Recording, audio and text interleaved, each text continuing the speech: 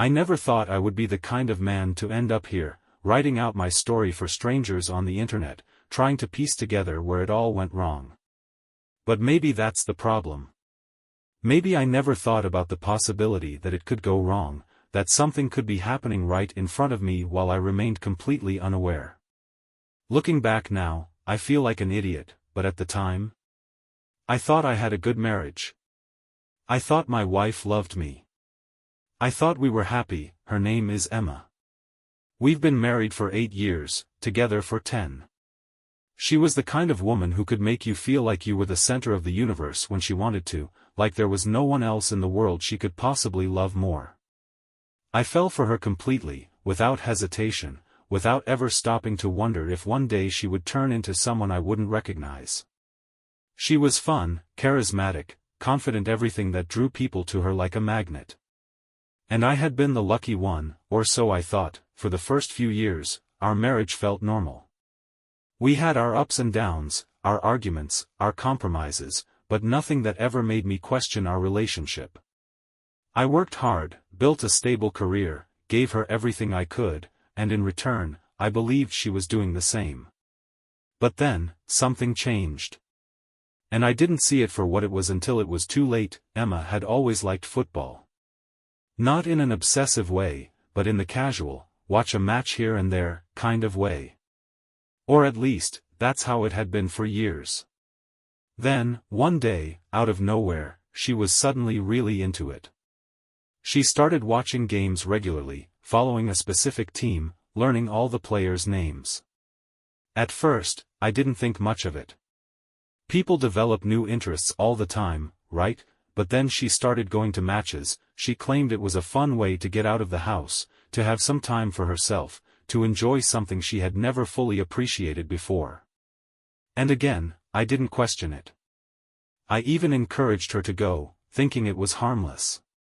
She would come home excited, talking about the energy of the crowd, the intensity of the game, how thrilling it all was. I loved seeing her happy, so why would I have doubted her? But then I started noticing little things. She would get dressed up for these matches. Not in a casual jersey and jeans kind of way, but in a way that seemed more fitting for a night out than for sitting in a stadium full of sweaty fans. At first, I chalked it up to her just wanting to look good. It wasn't unusual for her to put effort into her appearance. But then there was the way she would check her phone constantly during the games, how she seemed almost too invested in certain players. I caught her scrolling through pictures of one in particular, Tyler Hale, the star forward of her favorite team. Young, famous, ridiculously good-looking. I teased her about it once, joking that she had a crush. She laughed it off, called me ridiculous, and told me I was being silly. I let it go.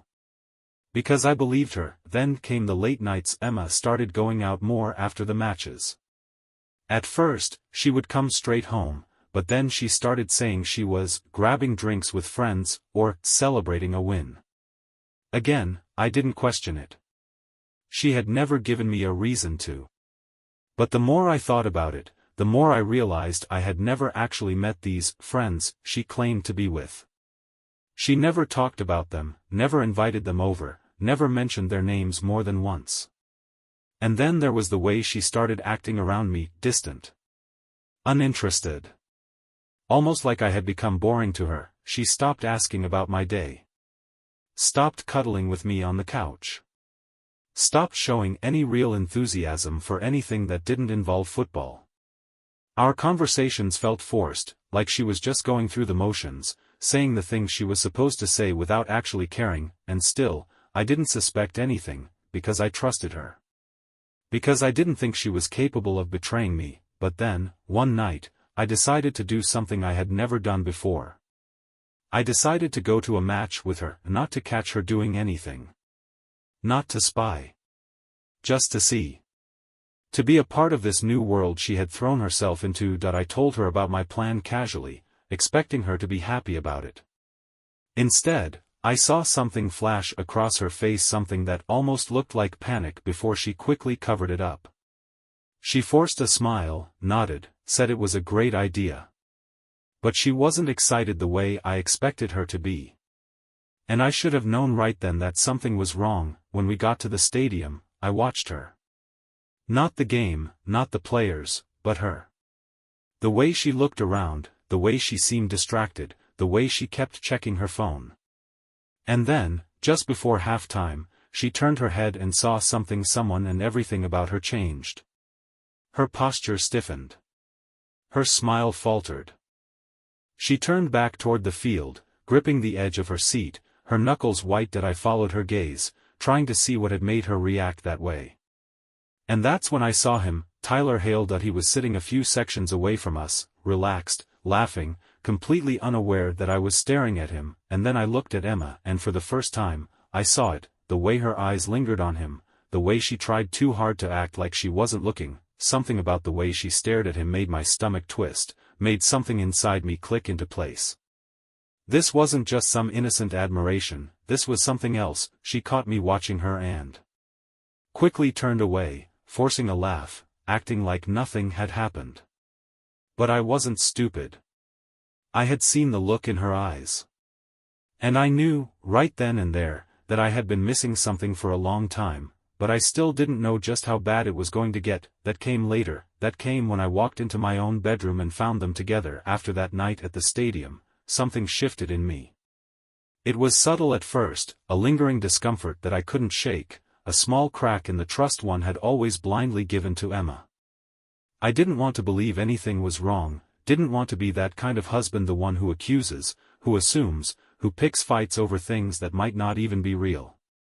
But the way she had looked at him, the way she had frozen when she saw him there, it haunted me. I replayed it in my head over and over again, convincing myself that I was imagining things, that I was reading too much into something that wasn't there. But the feeling never left. And that was when I started paying attention. Before, I had always trusted what she told me. If she said she was out with friends, I believed her. If she said she was staying late at work, I didn't question it. If she said she had errands to run and would be home late, I never once thought to ask where she had been. But now, I started noticing patterns. She was always out on the nights he played. I checked his schedule once, just to see if it was a coincidence, but it wasn't. Every away game, every weekend match, every event he attended, she found a reason to be gone, a reason to be somewhere else. And it wasn't just the games. She started dressing differently, started spending more time on her appearance than she had in years. She started keeping her phone closer, never leaving it on the counter the way she used to, always making sure the screen was turned away from me. I told myself I was being paranoid. I told myself that if I started accusing her without proof, would ruin our marriage over nothing. But deep down, I knew something wasn't right. I just wasn't ready to admit it yet. Then one night, I finally saw it with my own eyes that I was supposed to be working late. Emma had left earlier in the evening, saying she was meeting up with some friends. I didn't think much of it at first. But then, as I was finishing up my work, I realized I had forgotten my laptop charger at home. It was a small, stupid reason to go back, nothing suspicious, nothing planned. I just needed the charger, that was all. I had no idea that I was about to see something that would change everything. When I pulled into the driveway, the house was dark. No lights on, no sign of movement. That was the first thing that struck me as odd. If Emma had gone out with friends, she wouldn't have come home yet, right? But something about the silence felt wrong.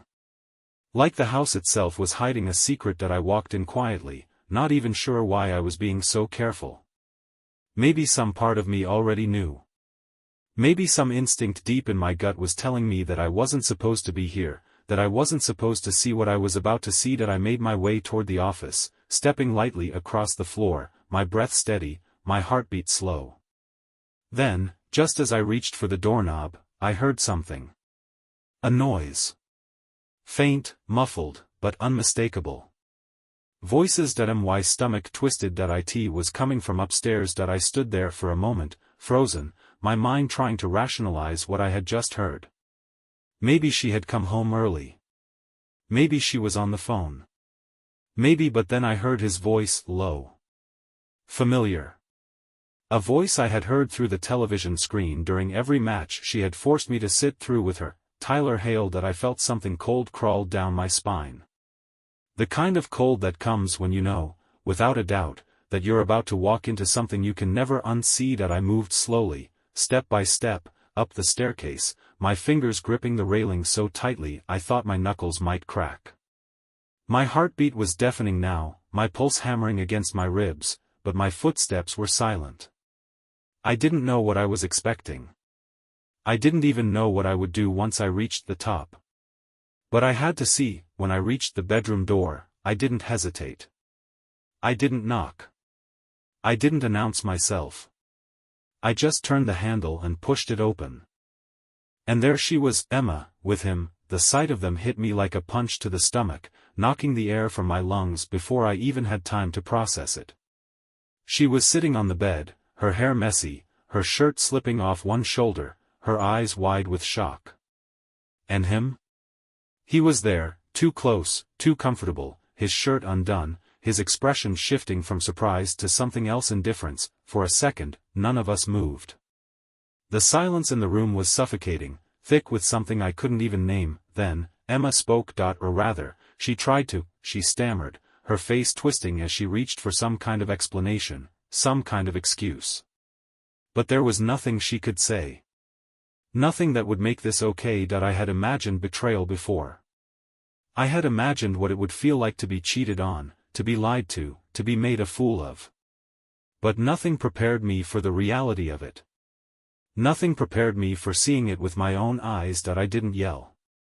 I didn't break anything. I didn't even speak. I just stood there, staring at her, staring at him, feeling the weight of every lie, every excuse, every red flag I had ignored crashing down on me all at once. She had done this in our home. In our bed. And worst of all, she didn't even look sorry. That was the part that broke me, not just the betrayal. Not just the deception, but the fact that she didn't care. That I stood there, gripping the doorframe so tightly my fingers ached, watching the scene in front of me like I was outside of my own body. Emma sat on the bed, her expression flickering between shock and something else, something colder, something calculating. Tyler, sitting too close, his shirt undone, his posture too casual for a man who had just been caught in another man's bedroom. The reality of it all was suffocating. My wife, the woman I had built my life with, the woman I had trusted, had done this right under my nose, in our home, in our bed. And she didn't even have the decency to look ashamed. For a long moment, none of us spoke. The air was thick, heavy, pressing down on me like a weight I couldn't shake. My mind raced, scrambling to make sense of it, but there was no explanation that would change what I was seeing. She had done this, she had let this happen, and she hadn't even cared enough to hide it properly. Emma opened her mouth first, her voice shaky but forced, like she was trying to regain control of a situation that had already slipped far beyond her reach. I knew what was coming before she even spoke. The lies, the excuses, the desperate attempt to twist reality into something that made her look less like the person she had just revealed herself to be. She reached for words, fumbling, trying to find an angle that would make me doubt what I was seeing, but I saw the hesitation in her eyes, the flicker of panic as she realized that there was no way out of this. That I didn't say anything. I didn't need to. The silence was louder than anything I could have said. Tyler, for his part, didn't even seem nervous. He sat there, watching, his gaze unreadable, his presence in my bedroom like a sickness I couldn't get rid of. He didn't apologize. He didn't try to explain. He just sat there, waiting, as if he had done this before, as if he was used to this kind of confrontation, as if he already knew how it would play out. And maybe that was the worst part, the realization that this wasn't the first time. Emma wasn't the type to take risks. She wasn't reckless. She was careful, calculated, always in control of how she presented herself. And yet, here she was, caught in the most humiliating way possible, with no excuse ready, no quick lie to fall back on. That told me everything. This wasn't new. This wasn't a mistake. This had been going on for a long time. The weight of it crushed me. Every moment over the past few months flashed through my mind, all the signs I had ignored, all the times I had convinced myself I was imagining things. The late nights, the secrecy, the way she suddenly cared so much about football, the way she always found an excuse to be at a match. I had been too blind, too trusting, too willing to believe that my wife wasn't capable of something like this, but she was, and she had been lying to me for longer than I could even comprehend. The anger came slow, creeping in, settling deep in my chest like a fire waiting to ignite. But I didn't explode. I didn't yell. I didn't give her the dramatic reaction she was expecting. That was the one thing I could control in this moment, the fact that she didn't get to dictate how this ended. I turned and walked away. I heard her call my name, her voice laced with something that might have been desperation, but I didn't stop. I walked down the stairs, out of the house, into the night air that suddenly felt so much heavier than before. The betrayal sat in my chest like a stone, pressing down, making it hard to breathe. I got into my car, gripping the steering wheel with both hands, my mind spinning, my pulse pounding, but I still didn't react, not yet, because the truth was, this wasn't over. I drove aimlessly for what felt like hours, the streets blurring past me, my hands locked around the steering wheel like I was holding on to the last piece of sanity I had left. The shock had worn off. The disbelief had melted away. All that was left was the weight of reality pressing down on me, heavier than I had ever imagined. Emma had done this. Not just once, not just in a moment of weakness, but deliberately, repeatedly, calculating every move, every lie, every excuse. And the worst part? She didn't even care that I had found out. The image of her sitting on our bed, caught in the middle of her betrayal, played over and over in my head. The way she had looked at me, not with guilt, not with regret, but with annoyance, like I had inconvenienced her by walking in at the wrong time. Tyler had barely reacted, like this was just another Tuesday for him, another conquest, another man's wife in his bed. And Emma? She hadn't fought, hadn't begged, hadn't even tried to act like what she had done was unforgivable. Because to her, it wasn't, and that was what broke me, not the affair itself. Not even the fact that it had been going on right under my nose, but the fact that I had never mattered enough for her to be afraid of losing me. I pulled into an empty parking lot and killed the engine, my breathing slow and even, my fingers gripping the wheel so tightly I thought they might snap. I had seen this kind of betrayal in movies, heard about it happening to other people, but I had never imagined it would happen to me. I had built a life with Emma, trusted her, loved her, given her everything I had, and in return, she had chosen someone else. Not just any man, but Tyler Hale. A football player. A celebrity. Someone who had the kind of life I could never compete with, and maybe that was the point. That I had been safe. I had been reliable. But I hadn't been exciting enough for her. I leaned my head back against the seat, closing my eyes, feeling the exhaustion settle in. The anger was there, simmering beneath the surface, but it wasn't ready to explode yet. It was waiting. Calculating.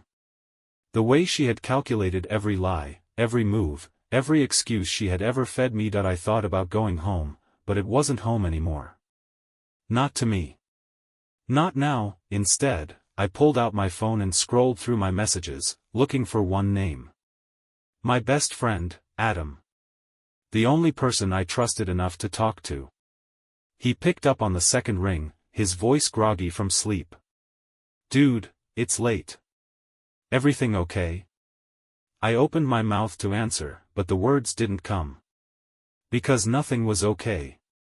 Nothing was ever going to be okay again. Instead, I just exhaled sharply, my voice cold when I finally spoke. "Emma is cheating on me." The silence on the other end of the line stretched for so long that I thought he had hung up. Then, a low breath, followed by a single, sharp question. "With who?" I swallowed hard, the name tasting like poison in my mouth. Tyler Hale. The reaction was instant. "Are you kidding me?" His voice was sharp now, wide awake, filled with the kind of anger I wasn't ready to feel yet. "The football player? The guy she's been obsessed with?" I closed my eyes. "Yeah. A string of curses exploded from the speaker, followed by the sound of something being knocked over. "Tell me you didn't just walk away." I let out a dry laugh, one that had no humor in it. What else was I supposed to do? Fight him? Beg her to explain? Adam exhaled hard. "Where are you?" "Nowhere." "Stay there. I'm coming to get you." I didn't argue. I didn't want to be alone with my thoughts any longer. 20 minutes later, Adam's car pulled up next to mine. He got out, his face dark with anger, his jaw clenched so tightly I thought he might break his teeth. He didn't say anything at first. Just stared at me, like he was waiting for me to fall apart, but I wasn't going to, not yet, tell me everything. And I did. I told him about the games, about the way Emma had started changing, about the way she had looked at Tyler at the stadium. And then, finally, about what I had walked in on just a few hours ago. Adam listened, his expression darkening with every word, his fists clenching at his sides. When I was done, he shook his head, exhaling slowly. "So what now?" I looked at him, my voice steady. "I'm filing for divorce." There was no hesitation. No second guessing. No hoping that maybe she would come to her senses, that maybe this was something we could fix. There was no fixing this. Emma had made her choice, and now, I was making mine. That I didn't go back home that night. There was nothing for me there anymore. The house, the bed, the memories, none of it mattered. It was just a space where I had been played, where I had lived under the illusion of a marriage that had died long before I ever realized it. I stayed at Adam's place, barely speaking, barely moving, just staring at the ceiling, my mind racing through every moment I had ignored, every warning sign I had brushed aside. I thought about all the nights Emma had come home late, smelling like perfume and sweat, making up some weak excuse about being out with friends. I thought about how easily she had looked me in the eyes and lied, how naturally the deception had come to her, as if I was nothing more than an inconvenience in her real life, a placeholder until something better came along. I thought about the way she had dressed up for those games, how she had spent hours in front of the mirror before heading out, how she had started caring about her appearance in a way she never had before. And I had been too blind, too trusting, too stupid to see what was happening right in front of me. She had never been going to those games for the love of football. She had been going for him. To chase him, to get close to him, to insert herself into his world while keeping me in the dark like some clueless fool who still believed his wife was faithful. I had been a joke to her. A side character in her new, exciting life that I didn't sleep. How could I? My mind wouldn't stop replaying the moment I walked into that bedroom, the sight of her sitting on our bed with Tyler beside her, looking at me not with guilt, not with regret, but with irritation, like I was the one who had done something wrong. That was what I couldn't shake, the indifference. The fact that I had just caught her in the worst possible betrayal, and she hadn't even cared. She had looked at me like I was in the way, like I had ruined something she wanted to keep going for as long as possible. That was the moment I knew she had never planned on telling me. If I hadn't walked in that night, if I had stuck to my schedule, gone on my business trip as planned, she would have kept sneaking around, would have kept finding new ways to lie, new ways to manipulate, new ways to make a fool out of me. And she wouldn't have felt an ounce of remorse. She would have smiled at me over breakfast, kissed me before I left for work, pretended like everything was fine, all while knowing she was sleeping with someone else behind my back. The rage came slow, creeping in like a poison, filling every inch of my body until I felt like I was going to explode. But I didn't. I held it in, clenched my fists, focused on what needed to happen next. I wasn't going to break. I wasn't going to sit here and drown in self-pity while she moved on without a second thought. I was going to make sure she knew exactly what she had thrown away. The next morning, I called a lawyer. The meeting was short, straightforward. I told him everything. The affair. The lies. The fact that I had proof, that I had walked in on them in my own house. He nodded, scribbled notes, told me it would be fast, that I had a solid case, that I had nothing to worry about.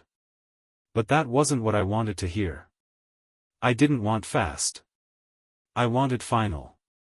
I wanted this over, wiped clean from my life like a stain that had been sitting there for too long. I didn't care about the house, didn't care about the possessions. She could have them. They were tainted now, anyway. I just wanted out. When I left the lawyer's office, I checked my phone. Still nothing from Emma. Not a call. Not a text. Not even an attempt at damage control. That told me everything. She had moved on. She had already moved on. Maybe she was with him now, maybe she was pretending like none of this had ever happened, maybe she was telling herself that I was the problem, that I was the one who had failed, that I was the reason she had done what she did. And maybe that's what she needed to believe to sleep at night. But I wasn't going to let her rewrite history. I knew the truth. That night, I went back to the house. Not to talk to her, not to give her the satisfaction of seeing me break, but to take what was mine. My documents, my essentials, the things I actually needed. Everything else? She could keep it. The life we had built together was already rotting, and I wasn't about to dig through the wreckage just to salvage what was left. I walked through the front door without hesitation, without fear. She was in the living room when I arrived, sitting on the couch, scrolling through her phone like nothing had happened, like our marriage hadn't just gone up in flames. When she saw me, she barely reacted. Just a small flicker of recognition before her face turned blank again, as if she had already erased me from her life. I didn't speak. I didn't give her the chance to throw excuses at me, to manipulate me with empty words, to act like she deserved any kind of response from me. I walked past her, went upstairs, packed what I needed, and left. She didn't try to stop me, she didn't say a word, because she didn't care, and that was fine, because I didn't care anymore either. I left without looking back. There was nothing left in that house for me anymore, nothing worth holding on to, nothing worth saving. Emma had made sure of that. The woman I had married, the woman I had trusted, had become a stranger overnight. Or maybe she had been a stranger all along, and I had just been too blind to see it. Either way, I was done. There was no grief, no sadness, no final moment of hesitation as I walked out the door. Just cold, clear certainty that I had wasted too much of my life on someone who never deserved it in the first place. That I drove to my new apartment, a place I had barely furnished yet, just a mattress on the floor, a couple of boxes stacked in the corner, a space that felt hollow and unfinished. But at least it was mine. At least there were no ghosts of betrayal lingering in the air, no reminders of the life I had just walked away from. I sat on the floor, staring at the bare walls, letting the silence settle around me. It should have felt lonely. It should have felt unbearable. But it didn't. It felt like freedom. Like I could finally breathe again without waiting for the next lie, the next excuse, the next stab in the back. Emma still hadn't reached out. No apology, no explanation, not even a pathetic attempt to twist the situation in her favor. And honestly, I didn't want one. What could she possibly say that would change anything? There was no excuse, no justification, no amount of carefully chosen words that would make this okay. And she knew it. That's why she hadn't tried. She wasn't sorry. She wasn't hurting. She had already moved on before I had even caught her. I had just been an obstacle in her way, a loose end she hadn't gotten around to cutting yet. The divorce process moved faster than I expected. She didn't contest anything. She didn't fight for anything. She let me walk away, let me take what I wanted, let me disappear from her life as easily as she had erased me from her heart. That should have hurt. That should have been the final knife to the gut. But it wasn't. It was just confirmation of what I had already known. I had never mattered to her the way she had mattered to me. Weeks passed, then months. The pain faded into something dull, something distant. I built a new routine, a new life, one that didn't include checking my phone for her messages, one that didn't revolve around trying to keep a marriage alive that had already been dead for longer than I realized. People told me I should try to date again, that I should move on, find someone new. But I wasn't ready for that. Not because I was still in love with her God, no. But because I wasn't going to let myself fall into another lie, wasn't going to let myself trust someone who could do what she did. Not again. One day, I heard from a mutual friend that Emma and Tyler had gone public.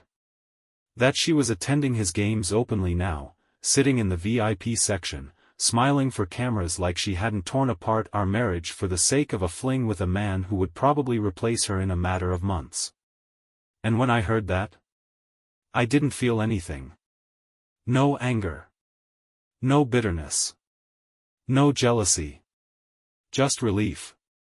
Relief that I wasn't the one sitting next to her, pretending she was something she wasn't, pretending she was worth holding onto. The last step of the divorce came and went.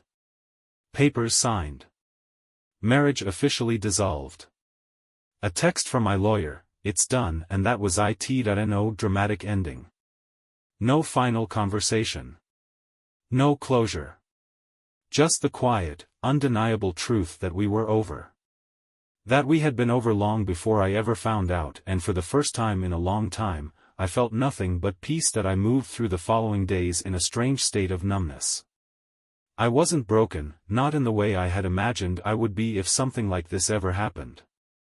I wasn't curled up in bed, drowning in sorrow, desperate for answers that would never come. Instead, I was just empty. Hollow. A man walking through the ruins of a life he had built, realizing too late that the foundation had been rotting beneath him for years. There was nothing left to grieve because Emma had taken everything before I even knew it was gone. The house, the space we had once called ours, no longer felt like anything but a graveyard of our failed marriage. Every room held a memory, and every memory had been tainted by her betrayal. The couch where we used to sit and watch movies. She had probably texted him from there, planning the next lie she would feed me. The kitchen table where we had dinner together. She had likely sat there with her phone, scrolling through pictures of him, staring at the man she really wanted while pretending to still love me. And the bedroom? I didn't even want to think about the things that had happened in there behind my back, in the same bed where I had once believed we were safe. That I couldn't be in that house anymore. I left that night, grabbed a bag with just the essentials, walked out the front door, and never looked back. Emma didn't stop me. She didn't beg me to stay, didn't cry, didn't run after me with apologies or excuses. And why would she? She had already replaced me. I checked into a hotel for the night, sitting on the edge of the stiff mattress in a room that wasn't mine, staring at the wall, trying to process what my life had become. The truth sat heavy on my chest, an unbearable weight pressing down on me, but the rage? The pure, burning fury? That hadn't come yet. Not fully. Not the way I knew it would. The next morning, I contacted a lawyer. There was no point in dragging this out. I wanted it over. I wanted my name off of anything that had to do with her. The house? She could have it. The possessions? They meant nothing to me anymore. I just wanted out. I wasn't going to be one of those men who clung to the wreckage, who tried to pick up the pieces of something that had been shattered beyond repair. I refused to let her have that power over me. The legal process started immediately. Emma didn't fight me on anything. No phone call, no meeting, no pathetic attempt at reconciliation. She signed the documents as if our marriage had been nothing more than an expired contract, something she had already decided wasn't worth renewing. And in a way, that made it easier. She had made her decision. And now, I was making mine. I spent the next few days moving into my new place. A small apartment across the city, just temporary, just a place to exist while I figured out what came next. I kept to myself, didn't answer calls from mutual friends who had started to hear whispers of what had happened. I didn't want pity. I didn't want advice. I just wanted to be alone. Then, a few days later, I got a text. Not from Emma. Of course not. But from someone else, someone who had been there the entire time without me even knowing that I thought you should know something. It was from a guy I barely knew, someone who had worked on the media side of football, someone who had seen things from a distance. At first, I almost ignored it. But then, another message came through. It wasn't just one time. It wasn't just recently. It's been happening for a while. I stared at the screen, my hands tightening into fists. Of course, I already knew that. I had known it the moment I saw Emma's face when I caught them. But seeing it in writing, having someone else confirm what I had already suspected, it hit me in a way I hadn't expected. And then, another message. A lot of people knew. That was the one that sent a bolt of something cold through my chest. A lot of people knew. People had seen them together. People had watched my wife cheat on me and said nothing. I was the last one to know, the fool walking around in ignorance while the entire world already saw the truth. I slammed my phone onto the counter, my pulse hammering in my ears. That was when the rage finally came, the kind of rage that made my hands shake, the kind that made my vision blur, the kind that made me want to go back to that house and destroy everything inside of it. But I didn't. Because I wasn't going to let her have that. Instead, I let the anger settle, let it turn into something sharper, something stronger. I wasn't just leaving her behind. I was erasing her. I deleted the text thread, blocked the number, and exhaled a slow breath, feeling the weight of it all pressing down on me. Emma had won in some ways. She had taken my trust, my faith in our marriage, my belief that she was someone who would never do this to me. But she hadn't taken everything. I still had myself, and I was never going to let someone like her break me again. The finality of everything hit me in a way I hadn't expected. It wasn't sudden. It wasn't a crushing, unbearable weight like I had imagined. It was a slow, steady realization that settled deep in my bones, the kind of truth that you can't fight, can't argue with, can't pretend isn't real. Emma was gone. Not physically, not yet, but in every way that mattered. She was no longer a part of my life. And I wasn't going to let her be. The papers had been signed.